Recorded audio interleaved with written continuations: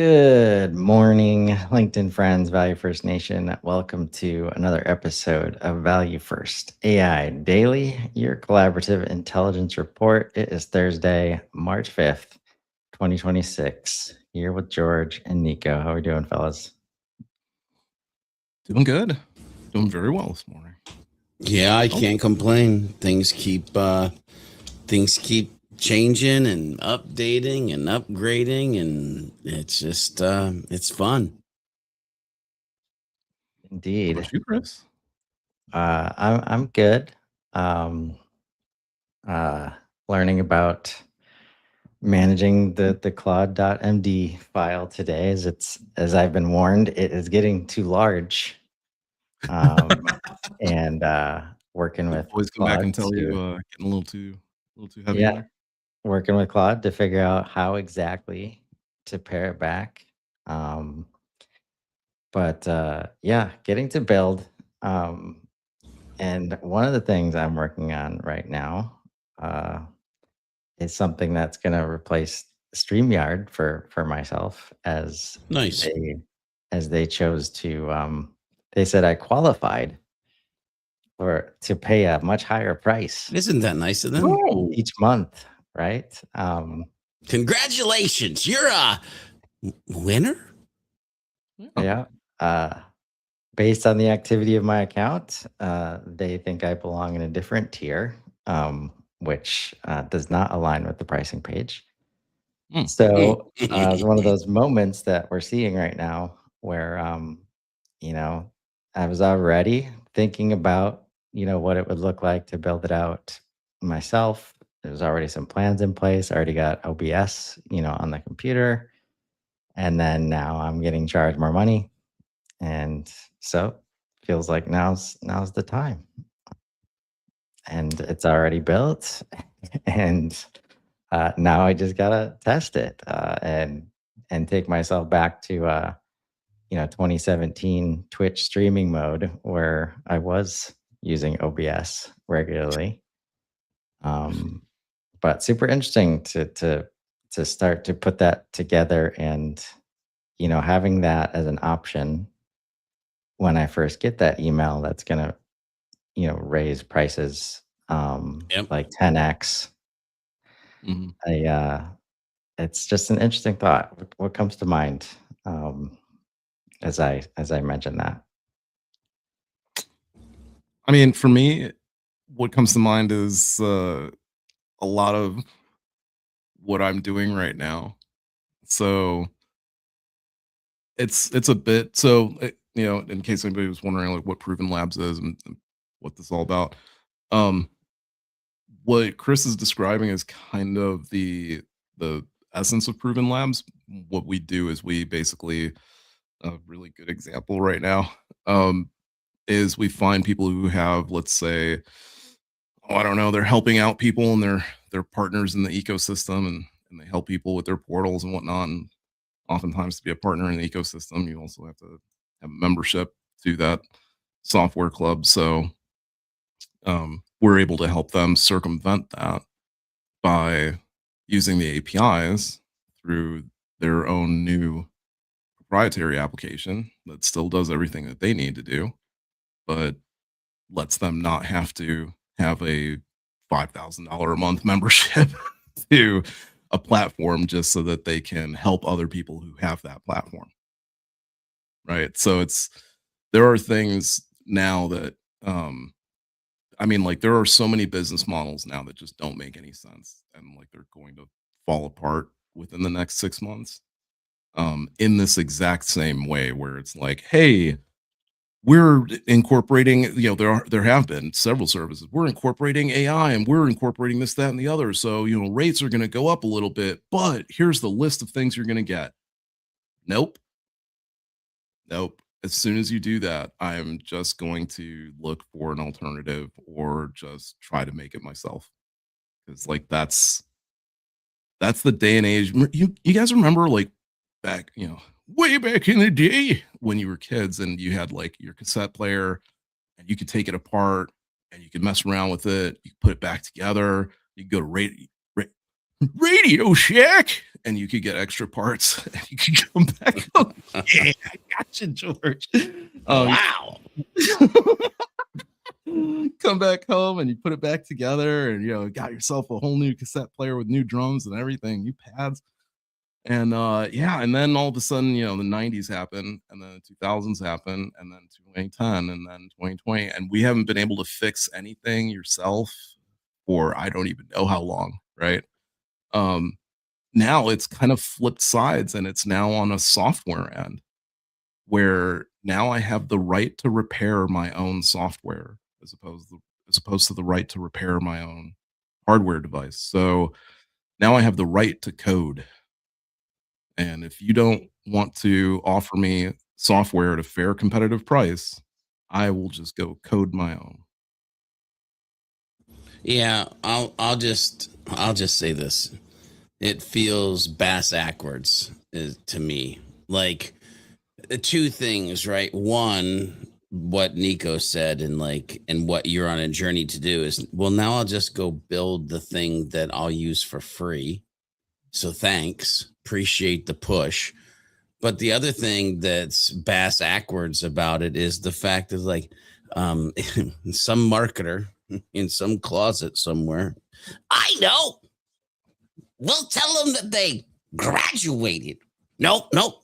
We'll tell them that they qualified. That'll ease the pain of 500,000 more dollars in the next 5 years that they'll spend. No. What the flip? No. Hashtag not human. We'll make them feel special about paying more money. Oh God. Said somebody never. Well, obviously somebody did say because it's being done, but And that's the thing, right? Like it's never been easier to actually add value in a way that makes me consider this shift, right? Like that's where the lipstick part of it, right? Could be backed up with this is what that program looks like for businesses like yours, and it includes like none of that was even in there, right? So it was clear it was, oh, you're a high volume customer, so you need to be in this tier. And then I go look at the pricing page, and I'm not breaking.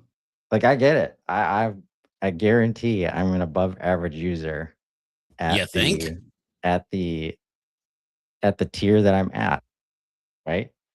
But I still check all the boxes in that tier, Mhm.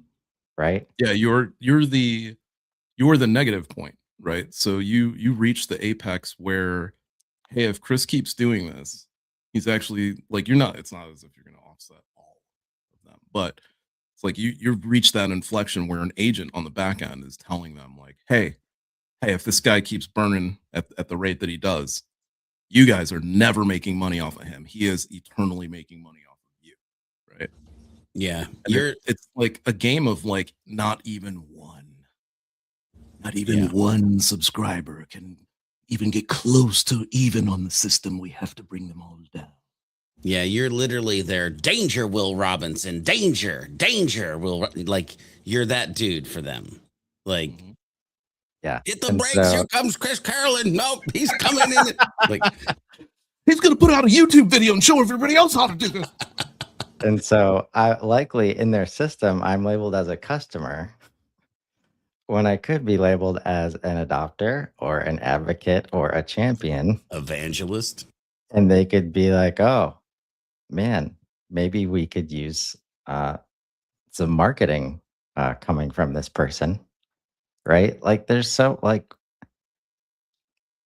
They could have turned it around and said, "Hey, look at where this guy started when he was on this sub level.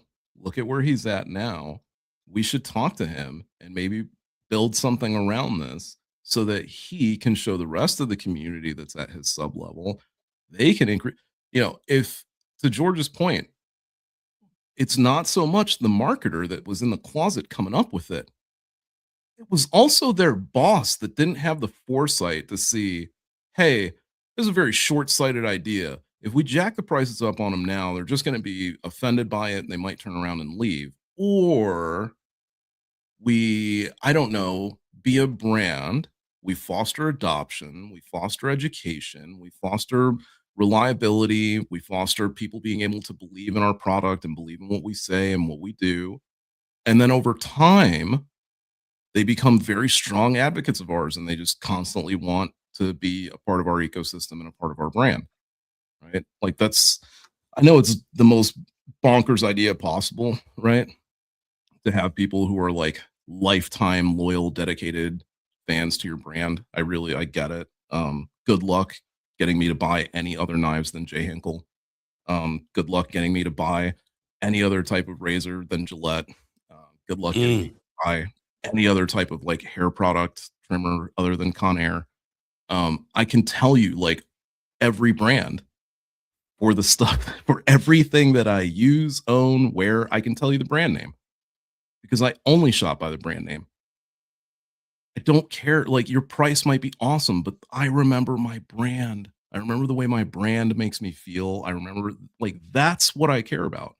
Now, every shopper is not like me. I get it. And there are so many of us now that that's the way that the market treats people is like a herd and it doesn't try to talk to them on a personal level whatsoever, right? That all made sense leading up to now because it's been like a crazy scatter. But at this point in time, we have the ability to surface all of that data that we were too busy to look at, and we can actually look at the qualitative aspects of it. I'm hearing from people who have AI platforms that are coming to us talking about building better AI platform versions because they don't like how their AI platform is performing. And it's because when I go take a look under the hood, it's the best way I can put it is like it's amateur hour. Mm. Like somebody had the idea, they didn't actually think through the idea. They just had the idea, built the thing around that idea, and then put it out on market. But because they did it so like surface level, the quality of what you're getting back is also surface level. And then it blows my mind that like however many thousands of people were signed up to it paying monthly for it. Mm. So yeah, I mean there's definitely something to be said about being able to deliver to the market in a way in which people aren't oversaturated by your message. They're not oversaturated by a cheap marketing message or a cheap marketing ploy, right? Wouldn't it be Shallow. amazing if there were just, I don't know, education about like one of the things I love to do is go look at people talk about signal stuff all the time. I love to go look at signals to go find out what people are talking about so that I can go reply. I don't use it so I can go send you a LinkedIn message or Yes. I can like shoot you Dude. an email or something. I use it so I can find you, so I can go to that post and I can personally reply to your comment on that post and talk to you about your problem. Why? Because that's what sales is supposed to do anyway, right? They're supposed to go out and garner relationships and go one on one with people and all that kind of thing. I'm not even a salesperson, right? But just made sense in my mind that if I'm going to talk to you about solving your problem and part of that solution is going to involve us having to build a relationship so that we can build a partnership so that you have trust in me so that we can do business together. I should probably start that out by talking to you directly. Mm. Just like that's my 2 cents on it, right? What a concept. Wow. You mean Nico? You should talk to. Oh my God! Are you kidding me? That's a. Oh my goodness! Like, Right. and you mean to tell me that, like, maybe, just maybe, there's a way to market and sell out of love, like caring for humans can be a business differentiator? Oh my gosh! Mhm. Oh man. Like every article that Sage writes right now like has like a theme about caring in it. As the chief customer officer, I love it. But like here's the opposite of that, right? I just pulled up this email from business at streamyard.com. Oh boy. Dear customer, I didn't even see that part. Like, is that like the lowest lift ever just to put my first name there? Right. Like And you know where that table comes stakes, from? right? Like, so now, like, all of this feeds into the fact that there's margin analysis being done somewhere. I'm using it too much. I, not Chris, my account, Your account. right, is too high of usage. And we've identified that your usage qualifies for our business subscription, a plan designed to best support teams looking to use the StreamYard platform for commercial, professional, and collaborative purposes. And I'm tying this real time into what people usually ask us to do related to HubSpot and platforms about, man, how do we make it easier to expand our accounts? And if we could just see the data and then we could trigger things that send bullshit emails like this and automatically, because if you'd like to keep using the business plan going forward, because they've already upgraded me, by the way. So for the rest of this month, Oh, really? I get these features for free. And then on April 3rd, I'm automatically renewing under the new business plan, Okay. right? Okay. If you do Wow. not wish to continue with the business plan going forward, please make sure to cancel your subscription before your renewal date. Not even stay a customer somehow.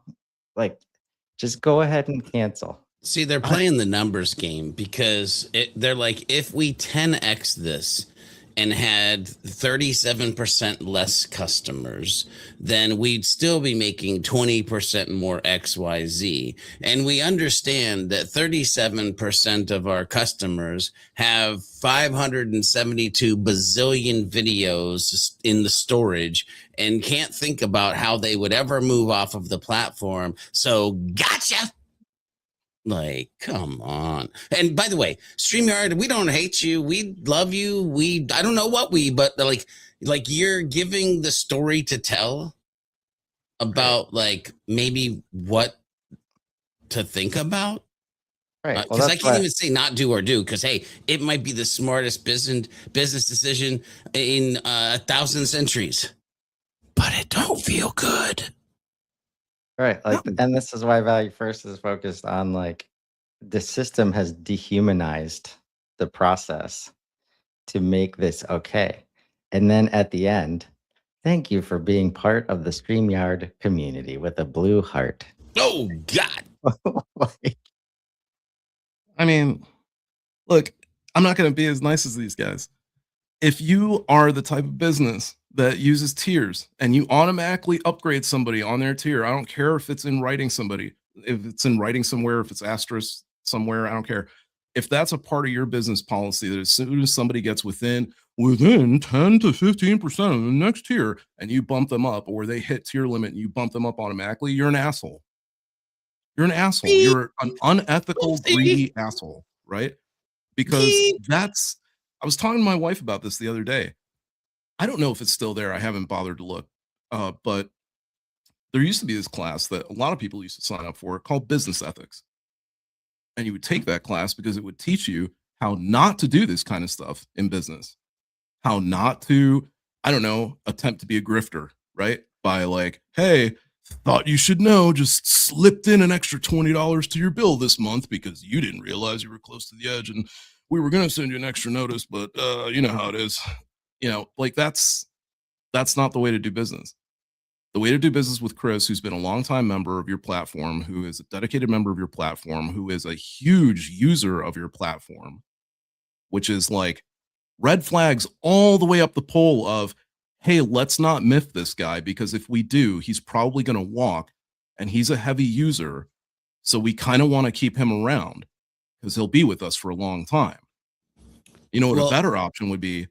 Let's give him a month for free or something like that if he didn't realize, or whatever the case may be, and give him the time that he needs over that month to like figure it out. Like maybe you want to tone it down a little bit, stay within the realm, or like maybe you get a hold of us and something like that, or contact us and see if we can put something together for you, whatever the case may be, right? But certainly not, hey, throw him in the pile of algorithm that doesn't care about anybody. And can we tie this back to the show for a hot minute, by the way? Because we're saying all of this because in the age of AI, Chris is not going to be the only one that says, screw you, I'll go build my own thing. Yep. So, like, talk about maybe a worst time scenario Right. to And I mean, like chop your customers off at the legs. Like, come on.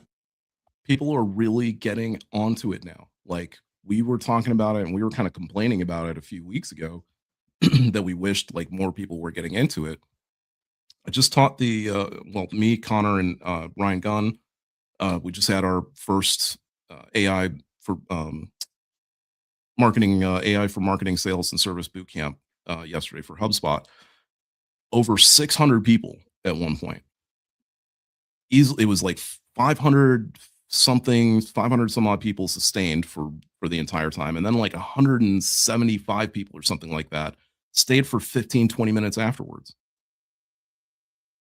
Wow. Last time, it was like a third of those numbers. People are hungry for this stuff. I mean, it was maybe 20 minutes into the course and the Q&A just started lighting up. Hey, you guys going to talk about Claude Code? Or are you guys going to, one dude asked if we were going to go over RAG and if we were going to get into that. And like, if we were going to talk about agents and how RAG works with agents. I was like, man, that's awesome that you even brought it up. But yeah, no, like, unfortunately, we're not going to get like that deep, but it's like, that's the level. It was great. And we did a poll last year and we said, 1 to 5, where's your AI expertise and like in your org and everything like that. It was a lot of like, it was mainly 3s, if you averaged it out. This time I'd say it was about 4.5 maybe. There's a lot of 5s in there, right? And that is difficult because it's not exactly a level 5 class. It is like a level 3.5 class. But we definitely try our best. Either way, the heat is on so far as I can tell. And I've been talking to colleagues all week. The best I can surmise is that in the next, like, we were at the point not like 6 months ago. I should say we were at the point 9 months ago where you used the model to help you get a sliver of code. And hopefully that sliver was good. 6 months ago, you were using the model to write like a page of code. 3 months ago, you were using the model to write your entire front end. Now you're using the model to write front to back. Like, I forget what the timing is. So like, when did 4.6, like, so what, 2 weeks ago? Probably within the next month to month and a half, we'll have something that flawlessly does front to back. There won't be this like stop to ask you any questions. There won't be this, should we use Next.js or this or that or the other? There won't be this blah, blah, blah. It'll just be flawless front to back. It'll say, give me your tokens for super. It probably won't even do that. They'll probably have a whole new connector system where it's just log into your Supabase, log into this stuff. Just make sure you're logged into your services. Boom, I'll pull your whole thing together. Here's your app done. Here's up on Vercel or wherever you need hosted. Here's the link. Go get a sandwich, right? Give me the idea. Go get, like, that's the ad. That's the ad that's coming in like 2 months. I just saw a video yesterday on the first no human business, non-human company, the first one. They're already rolling out, and I'm sure it's shit. I'm sure that it's not that great at all. Like, but in 3 months, it will be. In 3 months, it'll be as good as like a SMB mid-market. And then 3 months from there, it'll be as good as a large to enterprise, if not already enterprise business. Like, this is the type of evolution that's happening. This is the type of stuff that's coming. And if you guys aren't watching us every day, if you're not getting involved with Value First, if you're not getting involved with, AI adventurers in HubSpot, if you're not getting involved with AI Bootcamp, and you're not saturating yourself with understanding this stuff, people talk about like, well, how do you keep up with it? And, there's so much and I feel overwhelmed and all this kind of thing. I can honestly tell you, like, just an hour a day. It's that old adage. Just an hour a day of like either watching YouTube videos about it or, listening to a podcast about it or something, but an hour a day, especially if you do like 20 minutes of a Claude video, like, take your pick on it. Most of them are like less than 20 minutes or like 10 minutes, maybe 5 or 10. take your pick on a Claude video or a GPT video and just repeat what you see. You're That's going to the be thing. able to do it. Like, That's that's the what's thing. crazy, right? It's not like, oh, I saw this cake recipe or I saw this cake video. I'm going to remember that stuff. Like, I'm going to try to make this cake that somebody made, right? And it turns out to be like horrific garbage. That's not the case here. It's just not. You will go to remake the thing and it will just remake the thing exactly the way you're looking at it.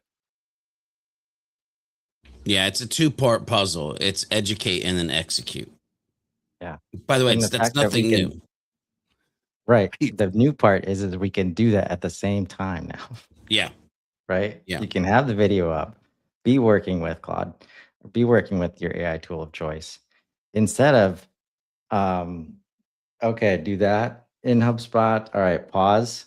Let me go do that in HubSpot. All right, I gotta I'm gonna get distracted. All right, okay, back to the video. Okay, play. All right, pause. Right? It's See, I none of don't even that. do It's that. like I don't it's- even do that. it's prompt. Yeah, Chris, Right. hang on. No, a I'm second. saying like Yeah. that was the old way. Yeah, yeah, right? yeah, yeah, Like, yeah. Now it's like you hear the thing, it gets to keep running. Like the level of focus need to focus on the execution because you have an execution partner is less. So you can start the process. And now you're learning in both modes. And it's an active learning that I've never been able to get to.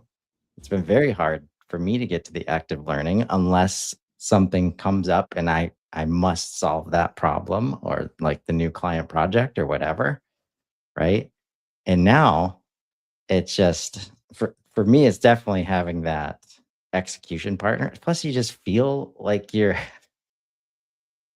winning just because you get to do these things at the same time. Like you're intaking information. Like when I'm on a call with you guys or with Ryan, and we're just talking business and strategy and about clients or about personal stuff. And in the background, transcripts are being processed and notes are being made and plans are being made and executed.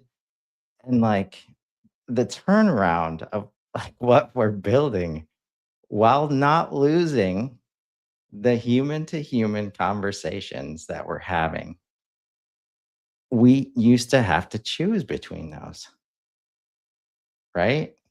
And that's the kind of stuff that made projects take longer, get longer time to value. That's what dehumanized the system because, hey, we got to focus on productivity, time to value, getting this stuff out the door. Everything's based on hours. So, okay, if we got to build, that means we got to build and we can't be talking to you. So now we're designing the process so we have to talk to you less to make sure we get the stuff done in the budget that you have. Like all of these choices, like going by the wayside, including like what you mentioned, Nico, like you remember when software choices like 2 years ago, like, oh, we want to use that. That's it. Does it integrate with HubSpot? Is there an app like already built? Right? Yep. Like all of that stuff. Like whether you can build something from scratch yourself or, hey, Claude, this is what my stack looks like. I want to do a version of that for us. So just like do what you need to do to make it fit into the stack. Yep. Right. Exactly. We're already at time, a little bit over. So we're gonna wrap up. And exciting times, folks. We'll see everybody tomorrow. Thanks, fellas. See ya. Peace.